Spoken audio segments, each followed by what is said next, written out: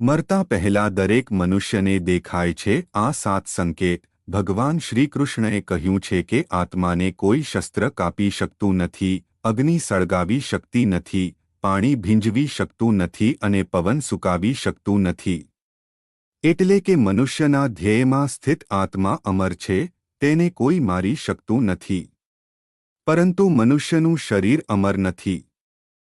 તેનું મૃત્યુ એકને એક દિવસ જરૂરથી થાય છે. જેનો જન્મ થયો છે તેનું મૃત્યુ પણ નિશ્ચિત છે. જે સમયે મનુષ્ય આ ભૌતિક સંસારમાં જન્મ લે છે તે ક્ષણે જ તેના મૃત્યુનો સમય અને મૃત્યુનું કારણ નક્કી થઈ જાય છે.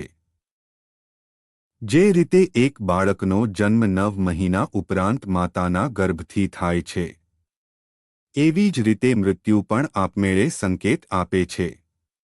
મનુષ્યના જીવનમાં જ્યારે અમુક વિચિત્ર ઘટનાઓ બનવા લાગે તો સમજી લેવું જોઈએ કે તે મૃત્યુનો સંકેત આપી રહેલ છે.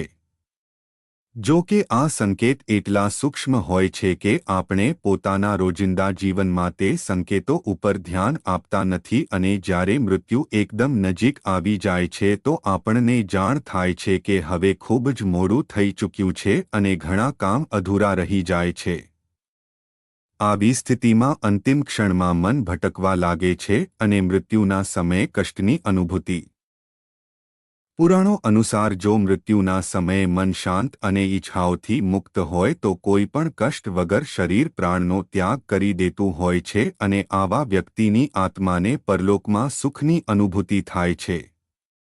લોકો હંમેશા તે જાણવા માટે ઉત્સુક રહે છે કે મરતા સમયે અથવા તો મળતા પહેલા વ્યક્તિને કેવું મહેસૂસ થાય છે.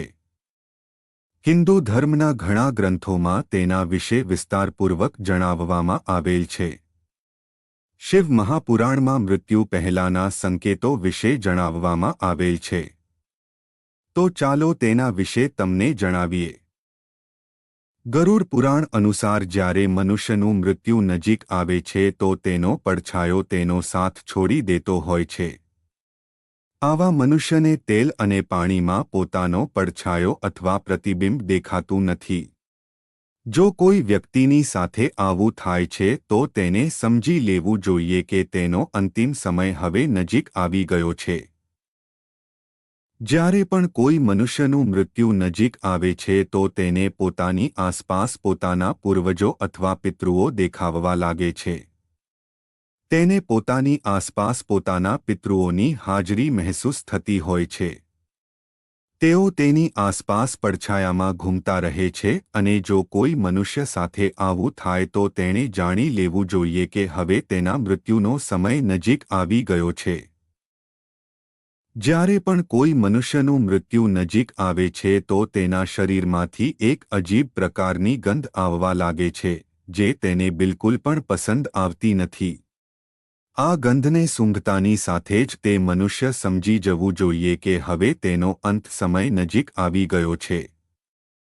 જ્યારે પણ કોઈ મનુષ્યનું મૃત્યુ નજીક આવે છે અને તે અરીસામાં પોતાનો ચહેરો જોવે છે તો તેને પોતાના ચહેરાના સ્થાન પર અન્ય કોઈ વ્યક્તિનો ચહેરો દેખાય છે. આ અરીસો તેના આવનાર મૃત્યુ વિશે તેને પહેલાથી જ સંકેત આપે છે. એટલા માટે જ્યારે પણ કોઈ મનુષ્યને અરીસામાં પોતાનો ચહેરો કદરૂપો જોવા મળે અથવા તો પોતાના ચહેરાની જગ્યાએ અન્ય કોઈ વ્યક્તિનો ચહેરો જોવા મળે તો સમજી લેવું જોઈએ કે હવે તેના મૃત્યુનો સમય નજીક આવી ગયો છે. જ્યારે મનુષ્યનું મૃત્યુ નજીક હોય છે તો તેનો શરીર પીળું અથવા હળવું લાલ દેખાવા લાગે છે. તેની ચામડી અંદરથી બળવા લાગે છે. જો કોઈ વ્યક્તિ પાપી હોય છે તો તેને નરક જતા પહેલા તેનો અહેસાસ થવા લાગે છે. તેની ચામડી બળવા લાગે છે, જેનાથી તેને ખૂબ જ વધારે તકલીફ થાય છે.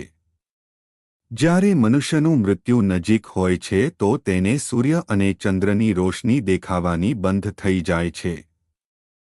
ઘણી વખત તો તેને ચંદ્ર તૂટેલો નજર આવવા લાગે છે. જ્યારે મનુષ્યનું મૃત્યુ નજીક આવે છે તો તેની જીભ થોડી ચોંટવા લાગે છે, નાક અને મોઢું કઠોર બની જાય છે. તેના નાક અને મોઢામાંથી દુર્ગંધ આવવા લાગે છે, જેનાથી તે મનુષ્ય પોતે પણ પરેશાન થઈ જાય છે અને મૃત્યુની મનોકામના કરવા લાગે છે. જ્યારે મનુષ્યનું મૃત્યુ નજીક તો તેની આંખો એટલી કમજોર થઈ જાય છે કે તેને પોતાની આસપાસ બેઠેલા લોકો પણ દેખાતા નથી. એટલે કે તેની આંખોની રોશની પણ કમજોર થવા લાગે છે. જે મનુષ્ય જીવનમાં સારા કર્મ કરેલા હોય છે, જેણે જીવનમાં પુણ્ય કમાયેલું હોય છે, તે વ્યક્તિનું મૃત્યુ જ્યારે નજીક આવે છે તો તેને પોતાની આંખની સામે એક દિવ્ય રોશનીની અનુભૂતિ થાય છે અને આવા વ્યક્તિ મૃત્યુથી ગભરાતા નથી. પરંતુ જે વ્યક્તિએ પાપ કરેલા હોય છે તે વ્યક્તિની નજીક મૃત્યુ આવે તો તેને પોતાની આંખોની સામે ભયંકર રૂપવાળા યમદૂત જોવા મળે છે. જેના ડરને લીધે તેઓ ધ્રુજવા લાગે છે અને પોતાના પાપ કર્મો ઉપર અફસોસ કરવા લાગે છે.